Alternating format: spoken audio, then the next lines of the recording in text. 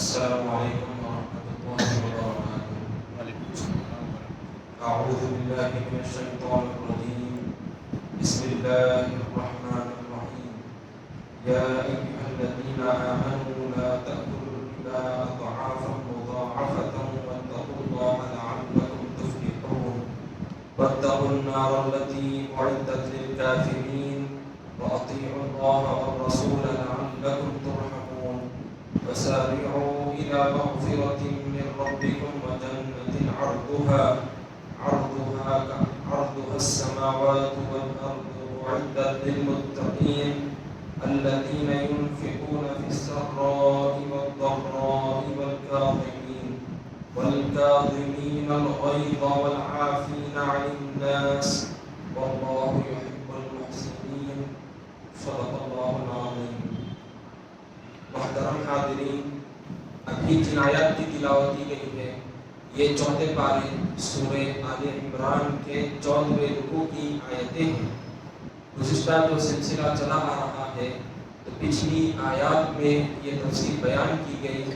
کہ جنگ احد و جنگ بدر کے ذریعے سے ہم کو بڑا سبق دیا گیا کہ جنگ احد میں مسلمانوں سے چوک ہوئی، غلطی ہوئی، لغزش ہوئی تھی چند صحابہ سے، تو جس کی وجہ سے مسلمانوں کو کافی سارا نقصان اٹھانا پڑا تھا۔ اور وہ لغزش کے بارے میں یہ بات بھی ذکر فرمائی گئی ہے کہ جنگ احد میں مسلمانوں کو کامیاب ہوتا ہوا دیکھ کر جو ذمہ داری حضور نے چند صحابہ کو دی تھی کہ آپ اس پہاڑ کی چوٹی کو سنبھالے رکھنا، یہاں سے کسی کو بھی اندر گھسنے نہیں دینا، لیکن وہاں پر چوک ہوئی اور وہ لوگ نیچے اتر آئے کہ مسلمان جیت چکے ہیں اور کافی سارا مال غنیمت ہم کو نصیب ہوگا۔ اور جنگ بدر میں کیا تھا کہ مسلمانوں کے پاس کچھ بھی ساز و سامان نہیں تھا، لیکن اللہ اور اس کے رسول کی فرما برداری اور کہا ماننے اور ایمان پر ثابت قدم رہنے کی وجہ سے اللہ تعالیٰ نے ان کو کامیابی نصیب فرمائی تھی۔ تو دونوں مثالیں ہم کو دے دی گئی کہ ہم اپنے ایمان کی حفاظت کرتے رہیں، ایمان پر ثابت قدم رہیں، اللہ اور اس کے رسول کا کہا مانیں گے تو کامیابی ہمیشہ ہمارے قدم چومتے رہے گی۔ اگر نافرمانی کریں گے، ایمان کی برابر حفاظت نہیں کریں گے تو پھر یہ نافرمانی کی وجہ سے نقصان اٹھانا پڑ سکتا ہے۔ تو الغرض جنگ احد میں جو واقعہ پیش آیا تھا، وہ جو معاملہ تھا مال و دولت کا معاملہ تھا، تو اب یہاں پر آج کی جو آیتیں ابھی پڑھی گئی ہیں اس کے اندر اسی لالچ اور طمع سے ہم کو روکا جا رہا ہے۔ ہم کو ایسے چیزوں سے جو اللہ اور اس کے رسول کی فرما برداری میں رکاوٹ بنتی ہے، نافرمانی کی طرف لے جاتی ہے، تو مسلمانوں کو ہر ایسے کام سے بچنا ضروری ہے۔ اللہ تعالیٰ کا فرمان سنیے، یا ایھا الذین آمنوا لا تأکلوا الربا اضعافا مضاعفہ واتقوا اللہ لعلکم تفلحون واتقوا النار التي أعدت للكافرين، یعنی اے ایمان والو، دگنا چوگنا سود نہ کھاؤ اور اللہ سے ڈرو تاکہ تم کامیاب ہو، اور اس آگ سے بچو جو کافروں کے لیے تیار کی گئی ہے۔ تو ان آیتوں میں بطور خاص جو دنیا کے اندر ایک چیز رائج ہے کہ غریبوں کا ناجائز استحصال کیا جاتا ہے، ان کی مجبوری کا فائدہ اٹھایا جاتا ہے کہ جو شخص پیسے والا ہوتا ہے، لالچی ہوتا ہے، تو وہ غریبوں کو قرض دیتا ہے اور اس قرض پر وہ کچھ پیسے اضافہ بھی لیتے رہتا ہے۔ تو یہ زمانے دراز سے یہ چیز چلی آ رہی ہے، یہودیوں نے اس کو رائج کیا تھا اور عربوں کے اندر بھی یہ جڑ پکڑ چکی تھی۔ تو عربوں کے اندر بھی جو کافی سارے لوگ مالدار تھے تو وہ غریبوں کو، مجبور لوگوں کو پیسے دیتے تھے اور پھر ان پیسوں پر اضافی رقم بھی لیا کرتے تھے، انٹرسٹ لیا کرتے تھے، اور اس طرح سے ان کی مجبوری کا ناجائز فائدہ اٹھاتے تھے۔ کافی سارا مال وہ انٹرسٹ کے طور پر وصول کرتے چلے جاتے تھے اور یہ سمجھتے تھے کہ ہم اس پیسوں سے امیر کہلائیں گے، ہم بڑے مالدار بن جائیں گے۔ لیکن اللہ تعالیٰ نے اس فسادی چیز کو ختم فرما دیا کہ مسلمان اس چیز سے دور رہیں۔ اگر مسلمان ان چیزوں سے، سود کے معاملے سے اگر پرہیز نہیں کریں گے دوری اختیار نہیں کریں گے تو پھر ایسے سود خوروں کا ٹھکانہ دوزخ ہے کہ یہ جو سود خور ہے یہ دوزخ میں جانے والے ہیں، اور دوزخ کی آگ کے اندر بھی جہاں پر ان کو عذاب ہوگا سود خوروں کو، تو وہ بھی کافروں کے ساتھ عذاب دیا جائے گا۔ تو بڑی ذلت اور رسوائی کی چیز ہے یہ، اللہ کو ناراض کرنے والا عمل ہے یہ سود، تو لہذا ہم کو اس عمل سے دور رہنا ہے۔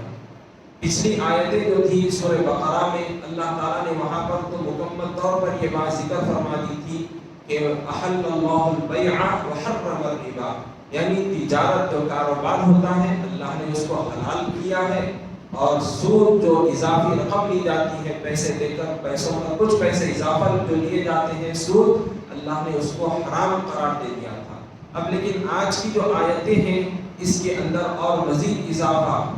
جو لیا جاتا ہے تو اس کو بھی اللہ تعالیٰ نے اور واضح طور پر ہم کو منع فرمایا ہے، تاکہ ہم نہ بالکل کم پیسے سود کے ہوں یا زیادہ ہو، ہر صورت میں وہ حرام ہے، اس سے ہم کو بچنا ہے، یہ چیز ہم کو استعمال نہیں کرنی ہے۔ اور یہاں پر جو بات ذکر فرمائی گئی ہے کہ پیسے دینے والوں کے لیے خاص یہاں پر عذاب کی وعید ہے، ویسے تو احادیث مبارکہ میں اور دیگر مقامات سے ہم کو یہ پتہ چلتا ہے کہ سود لینے اور دینے، سود لینے اور دینے والا دونوں کے دونوں گنہگار ہو جاتے ہیں، کبیرہ گناہ کا انہوں نے ارتکاب کیا ہے۔ لیکن یہ جو آج کی آیتیں ہیں سورہ آل عمران کی، اس کے اندر خاص طور سے پیسے جو شخص دیتا ہے سود پر، اس کے لیے بڑی وعید اس کے اندر ملتی ہے ہم کو، کیونکہ جب کوئی اس قسم کا قدم نہ اٹھائے تو دوسروں کو گناہ کرنے کا موقع نہیں ملے گا، وہ گناہ سے بچ جائیں گے۔ لیکن اگر کوئی اس قسم کی بری نیت رکھتے ہوئے یہ عمل کرے گا، پیسے دے کر اضافی رقم لے گا، تو لوگ اس کے پاس آئیں گے، اور اس طرح سے جو تھالی بچتی ہے ایک ہاتھ سے تو نہیں بچتی، تو دو چیزیں مل جاتی ہیں، تو یہی چیز دونوں گناہ کر بیٹھتے ہیں۔ تو لہذا وہ موقع ہی نہ رہے جس سے سماج کے اندر، سوسائٹی کے اندر برائیاں پیدا ہو اور غریبوں کی مجبوریوں کا ناجائز فائدہ اٹھایا جائے، تو لہذا اس کو اسلام نے ختم فرما دیا۔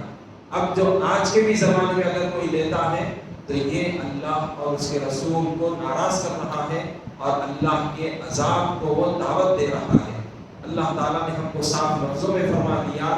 کہ دوزخ کے عذاب سے بچو، یعنی سود خور دوزخ میں جائے گا، اور وہ دوزخ کافروں کے لیے تیار کی گئی ہے۔ لیکن اگر کوئی مسلمان یہ سمجھے کہ میں تو دوزخ سے بچ جاؤں گا، لیکن اس کو بھی بتلا دیا جا رہا ہے کہ اگر تو اتنا خبیث یہ برا عمل کرے گا، سود کا معاملہ کرے گا، کاروبار کرے گا، تو یاد رکھ لے تو بھی کافروں کے ساتھ دوزخ میں جانے والا ہے۔ ان کے علاوہ، ان آیتوں کے علاوہ احادیث میں بھی کئی ساری وعیدیں حضور نے بتلا دی ہیں۔ حضور صلی اللہ علیہ وسلم کا فرمان ہے، قال رسول اللہ صلی اللہ علیہ وسلم لا يدخل الجنت جسد غذی بالحرام، یعنی وہ جسم جنت میں نہیں جائے گا جو حرام مال سے پرورش پاتا ہے۔ تو جو شخص حرام کمائی کھاتا ہے، سود خوری کے پیسے کھاتا ہے، تو ایسے جسم جو پلتا ہے تو پھر وہ شخص جنت میں نہیں جا سکتا، بلکہ اس کا ٹھکانہ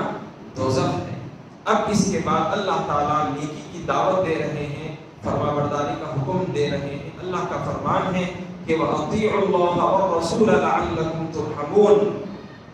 اور اللہ اور اس کے رسول صلی اللہ علیہ وسلم کی فرما برداری کرو تاکہ تم پر رحم کیا جائے۔ کہ اللہ اور اس کے رسول کا کہاں ماننا ہمارے لیے بے حد ضروری ہے۔ دیکھیے جنگ احد کی مثال ہم کو دی گئی، اسی ضمن میں یہ آیتیں بتلائی گئی کہ کس طرح سے جنگ احد میں جن چند مسلمانوں سے یہ چوک ہوئی، لغزش ہوئی تھی کہ حضور نے جو بات فرمائی تھی، جو ذمہ داری دی تھی، تو ان سے جو غلطی صادر ہوئی، حضور کی نافرمانی جو ہوئی تھی، جس کی وجہ سے کافی سارا نقصان ہوا تھا مسلمانوں کا۔ تو لہذا اگر حضور کی بھی نافرمانی کی جائے، اللہ کی نافرمانی کرنے والا تو گناہگار ہے ہی ہے، لیکن اگر حضور کی بھی بات نہیں مانیں گے، حضور کا کہا نہیں مانیں گے، تو پھر یہ چیز بھی اللہ کو ناراض کرنے والی ہے، عذاب کو دعوت دینے والی ہے۔ تو لہذا ایسے شخص کو جو اللہ اور اس کے رسول کی فرما برداری نہیں کرے گا تو پھر وہ گناہگار کہلائے گا. اور ہمارے لیے اللہ اور اس کے رسول کی فرما برداری کرنا بے حد ضروری ہے تاکہ ہم اللہ کی رحمت کو حاصل کر سکیں. جو اللہ اور اس کے رسول کا نافرمان ہوگا وہ اللہ کی رحمت سے دور ہو جائے گا. اب مزید اللہ سبحانہ و تعالیٰ فرما رہے ہیں، ترغیب دلا رہے ہیں کہ وَسَارِعُوا إِلَىٰ مَغْفِرَةٍ مِّن رَّبِّكُمْ وَجَنَّةٍ عَرْضُهَا السَّمَاوَاتُ وَالْأَرْضُ أُعِدَّتْ لِلْمُتَّقِينَ الَّذِينَ يُنفِقُونَ فِي السَّرَّاءِ وَالضَّرَّاءِ وَالْكَاظِمِينَ الْغَيْظَ وَالْعَافِينَ عَنِ النَّاسِ وَاللَّهُ يُحِبُّ الْمُحْسِنِينَ. یعنی اور اپنے پروردگار کی مغفرت اور جنت کی طرف لپکو جس کا پھیلاؤ آسمانوں اور زمین کے برابر ہے. یہ ان پرہیزگاروں کے لیے تیار کی گئی ہے جو خوشحالی اور تنگی میں اپنا مال اللہ کی راہ میں خرچ کرتے ہیں اور غصے کو پی جاتے ہیں اور لوگوں کے قصور معاف کرتے ہیں اور لوگوں کے ساتھ بھلائی کرنے والوں کو اللہ دوست رکھتا ہے. تو اللہ سبحانہ و تعالیٰ نے ان بندوں کو خوشخبری سنائی ہے جو بندے اللہ اور اس کے رسول کی فرما برداری کرتے ہیں. ایسے بندوں کا ٹھکانہ جنت ہے، اور وہ جنت کیسی جنت ہے کہ جس کا ہم اندازہ نہیں کر سکتے، جہاں پر طرح طرح کی نعمتیں اللہ سبحانہ و تعالیٰ نے تیار کر رکھی ہیں. اور پھر ہم کو دعوت دی جا رہی ہے کہ ہم اس جنت میں داخلے کے لیے کوشش کریں، نیک کام کرتے چلے جائیں. اگر یہ اعمال انجام دیں گے، اللہ اور اس کے رسول کی فرما برداری کریں گے تو پھر ہم جنت میں جانے کے حقدار بن جائیں گے. اور سب سے اہم چیز آخرت کی کامیابی ہے. دنیا کے اندر جو انسان غریبوں کی مجبوری کا ناجائز فائدہ اٹھاتا ہے اور اپنے آپ کو مالدار بنانے کے لیے ناجائز چیزوں کا استعمال کرتے چلے جاتا ہے تو پھر ایسا شخص کل آخرت میں کوئی حصہ اس کا نہیں ہوگا. اللہ کی مغفرت بھی اس کے ساتھ نہیں ہوگی، نہ ہی اللہ کی رحمت کو حاصل کر پائے گا. تو لہذا وہ بڑا بدبخت اور محروم شخص ہے جو دنیا کے اندر اللہ اور اس کے رسول کی نافرمانی کرے گا. اور وہ کامیاب شخص ہے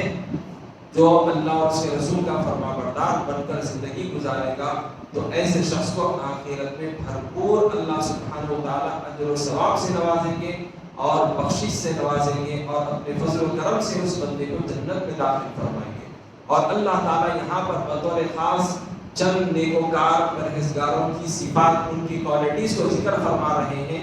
جس کو ہمیں بھی اختیار کرنا ہے. وہ کیا ہے؟ اچھے لوگوں کی کوالٹیز. ان میں سے سب سے پہلی چیز یہ ہے کہ خوشحالی ہو یا تندرستی ہو، ہر صورت میں وہ اللہ کے نیک بندے و پرہیزگار دل کھول کر خرچ کرتے ہیں، پیسے کو غریبوں میں بانٹتے ہیں، ان کو فائدہ پہنچاتے ہیں. ایسا نہیں کہ کسی غریب کا ناجائز فائدہ اٹھایا جائے، غریب کا استحصال کیا جائے، ایسا نہیں، بلکہ وہ نیکوکار غریبوں کو فائدہ پہنچاتے ہیں، اللہ کی مخلوق کو فائدہ پہنچاتے ہیں. اللہ تعالیٰ نے جو کچھ بھی مال دیا ہے تو یہ بندے چاہے خوشحالی میں ہو یا تندرستی میں ہو، ہر صورت میں اللہ کی مخلوق کو فائدہ پہنچاتے ہیں اور خرچ کرتے ہیں اپنے مال کو. اور کبھی کسی سے کوئی تکلیف ان کو پہنچ جاتی ہے تو وہ اس صورت میں جب ان کو غصہ آتا ہے تو اپنے غصے کو پی جاتے ہیں، الٹا پلٹا کر جواب نہیں دیتے اور نہ ہی پلٹا کر ان کو تکلیف دیتے ہیں، بلکہ اپنے غصے کو ضبط کر لیتے ہیں، پی جاتے ہیں. تو یہ ہم کو بھی اختیار کرنا ہے کہ جب بھی غصہ آ جائے اپنے آپ کو کنٹرول میں رکھنا ہے تاکہ ہم اللہ کے نیک بندوں میں شامل ہو جائیں. پھر تیسری بات اللہ نے یہ فرمائی